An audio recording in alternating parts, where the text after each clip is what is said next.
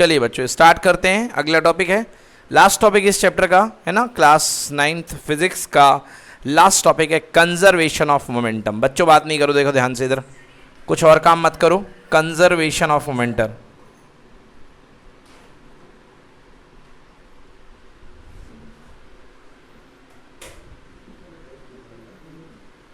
Conservation of momentum. देखिए बेटा, momentum conserve रहता है, ओए इधर ध्यान दो, मोमेंटम कंजर्व रहता है किसका? सिस्टम का। किसका? सिस्टम का। बच्चों आप लोगों ने क्या देखा? आप लोगों ने देखा F equal to delta P by delta T. बोलो देखा कि नहीं देखा? ठीक है ना, that is F is equal to P2 minus P1 upon T2 minus T1। Yes और no? F equal to P2 minus P1 upon T2 minus T1। Mahi इधर देखो, PDF जल्दी से टैग कर दो इसको। PDF नहीं, PDF की जरूरत नहीं है माही। माही इधर देखो, PDF की जरूरत नहीं है। हाँ ठीक है, देखो इधर, हाँ इधर देखो, F equal to P2 minus P1 upon T2 minus T1। Prince देखो, अगर हमारे पास दो बॉडी सिस्टम है, टू बॉडी सिस्टम है, एक ये बॉडी है और एक ये बॉडी है, ये अपने आप चलती आ रही है। इसकी वेलोसिटी है U1 और इसकी वेलोसिटी है U2। बोलो हाँ, ये अपने आप चल रही है, मतलब हमने इस पर कोई फोर्स नहीं लगाया, हमने इस पर कोई फोर्स नहीं लगाया है। क्लियर है? हमने फोर्स नहीं लगाया, मतलब फोर्स की वैल्यू क्या है? 0। हमने फोर्स नहीं लगाया है, फोर्स की वैल्यू 0 है।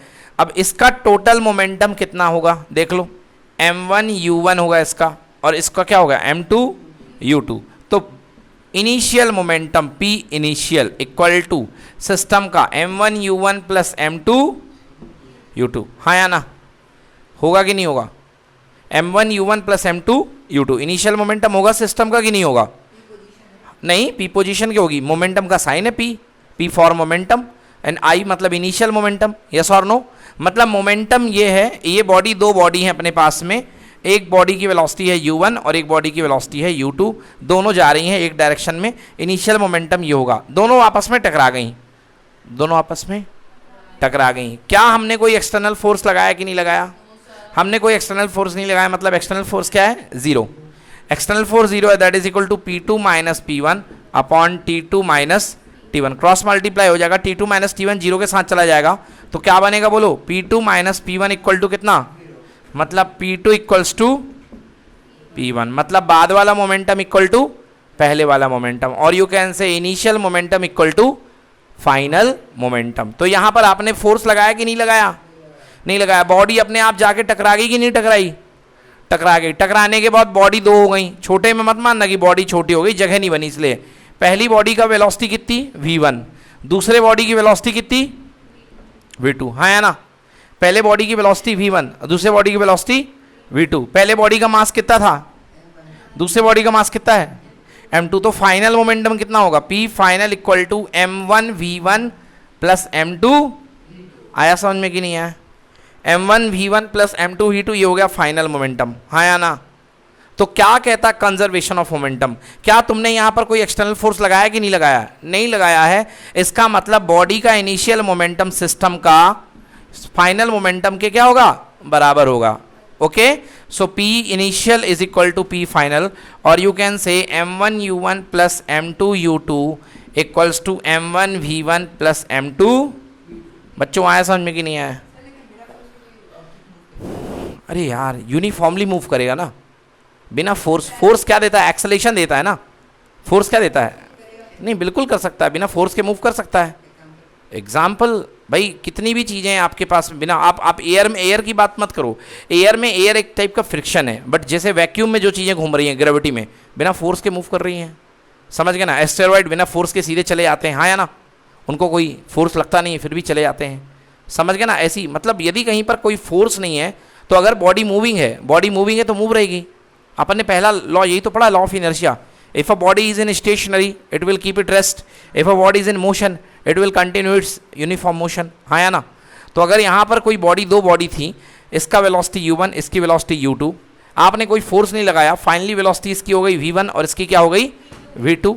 देन मैंने क्या बताया? अगर एक्सटर्नल फोर्स 0 है तो इसको 0 कर दो, तो P2 minus P1 upon T2 minus T1 equal to 0 हो गया. सो P2 minus P1 equal to 0 मतलब P2 equal to P1 means final momentum of the system equal to initial momentum of the system. अब इसको यहाँ पर मैंने diagrammatically मैंने दो बॉडीज के लिए डेवलप कर लिया.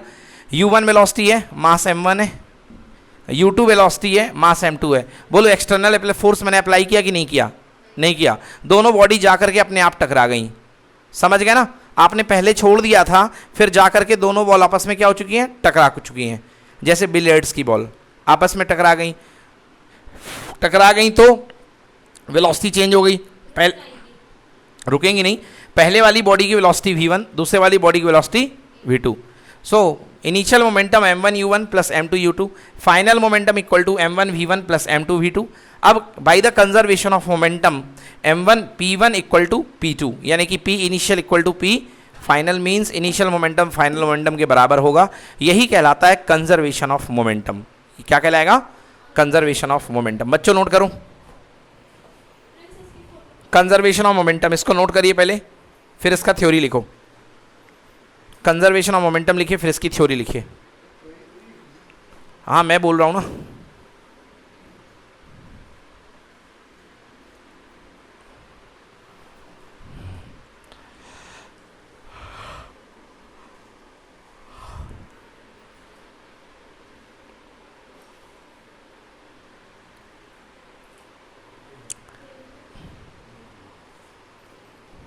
शुभ समझ में आ गया? लिखिए इन द अब्सेंस ऑफ, लिखिए इन द अब्सेंस, पहले नोट कर लो theory. In the absence of applied external force, in the absence of applied external force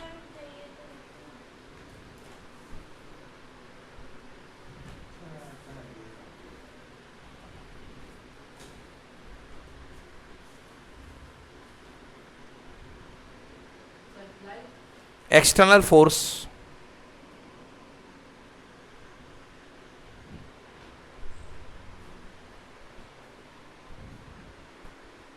the total momentum of a system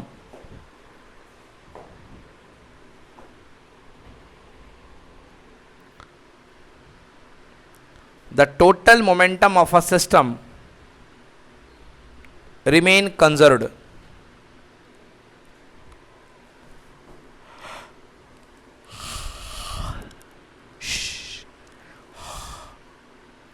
the total momentum of the system remains conserved. मतलब अगर आपने कोई external force नहीं लगाया है तो system होगा जो सिस्टम का जो मोमेंटम होगा वो क्या रहेगा? कंजर्व रहेगा. लिखो therefore paragraph change, therefore paragraph change करो. In therefore initial momentum of the system, therefore initial momentum of the system equals to final momentum of system. Therefore initial momentum of the system, खोल दो. Therefore initial momentum of the system equals to, ठीक है वहां बैठ जाओ, equals to final momentum of the system. मतलब जो system का इनिशियल मोमेंटम होगा वो सिस्टम के फाइनल मोमेंटम के क्या होगा? इक्वल. डन? ठीक है बेटा. हाँ अब इसको नोट कर लीजिए. ये है conservation of momentum. Conservation of momentum note कर लीजिए इसको.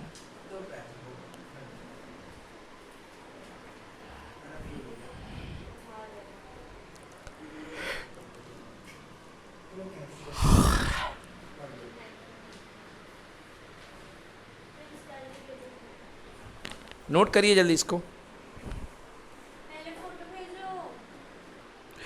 क्वेश्चन लिखिए. A 20 gram bullet is fired. A 20 gram bullet is fired. 20 gram bullet is fired. गोली चलती है. By a gun weight weight 1.8 नहीं 19/20 किलोग्राम, बस 20 किलोग्राम की गन है। हाँ 20 किलोग्राम, हाँ नहीं ठीक नहीं नहीं, रॉकेट लॉन्चर तो और भारी होता है। 20 किलोग्राम की गन है, ठीक है ना, 20 किलोग्राम की गन है। थोड़ी हल्की ले लें, चलो यार 10 किलोग्राम की ले लो, इतना परेशान क्यों हो रहे हो। चलो 10 किलोग्राम की एक गन है, ठीक है, 10 किलोग्राम की गन नॉर्मल रहती है ना। तो 20 gram bullet is fired by a gun with 10 kilogram with a speed of 200 metre पर सेकेंड।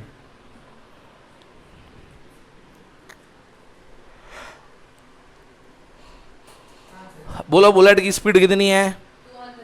200 मीटर पर सेकेंड। चलो ये देखो भाई साहब, ये गन है, ये गन का ट्रिगर है, और ये गन का ट्रिगर को फायर किया है, यहां से बुलेट निकली है। ओके, बुलेट का मास 20 ग्राम है। अब जैसे ये बुलेट यहां से निकलेगी, स्प्रिंग हटेगी, हाँ ठीक है व्हाटएवर जो भी है, तो बेटा जैसे ही बुलेट यहां से निकलेगी तो गन पीछे की तरफ धक्का खाएगी कि नहीं खाएगी? लिखो, find the recoil speed of the gun. Recoil speed of the gun, find recoil speed of the gun.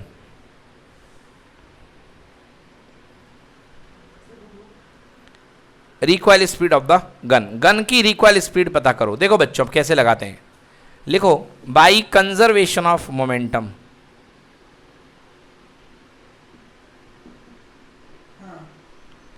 हाँ, बाई कंजर्वेशन ऑफ मोमेंटम। क्या गन को फायर करते समय कोई एक्सटर्नल फोर्स लगाना पड़ता है कि नहीं लगाना पड़ता? लगाना पड़ता है कि नहीं लगाना पड़ता? नहीं लगाना पड़ता, कोई एक्सटर्नल फोर्स नहीं लगाना पड़ता। तुम कहोगे सर वो ट्रिगर दबाना तो पड़ता है, तो वो ट्रिगर एक्सटर्नल फोर्स इसलिए है कि थोड़ी सी स्प्रिंग हट जाए बस, वो कोई या तो मतलब थोड़ा सा इग्नाइट हो जाए, आग जला दे, उसके लिए होता है। कोई वो गोली भगाने वाला एक्सटर्नल फोर्स नहीं है। हाँ वो तो स्प्रिंग करती है ना। तो by conservation of momentum, initial momentum equal to final momentum. बोलो हाँ। अब भाई इनिशियल मोमेंटम क्या? Mass into velocity. Initial momentum में दो मास हैं, एक बंदूक का मास और एक किसका मास? गोली का। इनटू वेलोसिटी बोलो, पहले बंदूक रुकी हुई है, रुकी है 0, इक्वल टू, अब बाकी देखो फिर बंदूक का मास, बोलो हाँ, बंदूक का मास m इनटू वेलोसिटी हमें फाइंड करनी है। कौन सी वेलोसिटी? रिकॉइल, तो इसका नाम VR ले लो, ले लिया। प्लस गोली का मास क्या है? स्मॉल m इनटू गोली की वेलोसिटी स्मॉल v। चलेगा ही नहीं चलेगा? ठीक है ना। हाँ देखो टोटल मोमेंटम इधर का कितना हो गया? 0, बॉडी शुरू में रुकी हुई थी। अब बंदूक का मास देखो, बंदूक का मास कितना दिया? 10 किलोग्राम, है या ना, इनटू VR हमें फाइंड करना है ना, प्लस हाँ स्मॉल m कितने का? जो बुलेट है उसका मास कितना है? 20 ग्राम। तो 20 ग्राम, ग्राम को किलोग्राम में बदलने के लिए क्या करते हैं? 1000 का डिवाइड कर दिया, ये बन गया किलोग्राम। यस और नो? और वेलोसिटी कितनी है बच्चों? 200 मीटर पर सेकेंड। सही है, 200 मीटर पर सेकेंड। चलो काटाकूटी करें, जो 0 3 0 से 1 2 3 क्या हो गए? कैंसिल हो गए, हो गए ना कैंसिल? ठीक है, कैंसिल हो गए। बोलो 2 2 जा कितना बचा? 4। कितना बचा? 4। 2 2 जा कितना हुआ? 4। और यूनिट में क्या बचा? किलोग्राम मीटर पर सेकेंड। तो 4 इस तरफ आएगा 0 के, तो क्या हो जाएगा? बोलो -4 किलोग्राम मीटर पर second equal to 10 kilogram into क्या? V recoil. हाँ या ना? हाँ या ना? हाँ 10 को जाएगा, 10 किस में चला जाएगा? बोलो अपॉन में। किस में चला जाएगा? अपॉन में। डिवाइड में जाएगा नहीं जाएगा? चलो देखो, बोलो अब इसके बाद देखो, किलोग्राम से किलोग्राम कैंसिल, क्या बच गया? देखो -4/10 मीटर पर सेकेंड। बचा कि नहीं बचा? मतलब रिक्वाइल स्पीड गन की जो होगी -4/10 को क्या लिखेंगे? 0.4। कितना है? 0.4 मीटर पर सेकेंड। अब आप कहोगे सर माइनस क्यों आ रहा है? क्योंकि गन बोलो आगे की तरफ धक्का खाएगी कि पीछे की तरफ? पीछे की तरफ ही खाएगी। समझ में आया? तो गन पीछे की तरफ जाएगी। तो हमने आगे वाली 200 को क्या लिया? प्लस, तो पीछे वाली क्या आएगी? माइनस, क्योंकि वेलोसिटी एक वेक्टर क्वांटिटी है, अपना साइन साथ में लेके चलती है। समझ में आया? तो गन की स्पीड कितनी होगी? 0.4 मीटर पर सेकेंड, बहुत ही कम है, मतलब एक सेकेंड में जो गन है 0.4 मीटर शिफ्ट हो जाएगी पीछे की तरफ। नोट कर लीजिए। So this is required speed of the gun. तो ऐसे क्वेश्चन जो है कंजर्वेशन ऑफ मोमेंटम का यूज इस टाइप के क्वेश्चन सॉल्व करने में किया जाएगा। ठीक है बच्चों, इस टाइप के न्यूमेरिकल आपको सॉल्व करने को आएंगे by using conservation of momentum.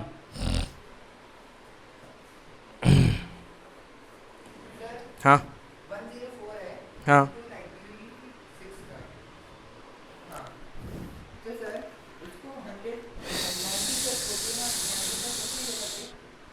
हाँ, ले 90+14 और 90+6, हाँ बिल्कुल ले सकते हैं।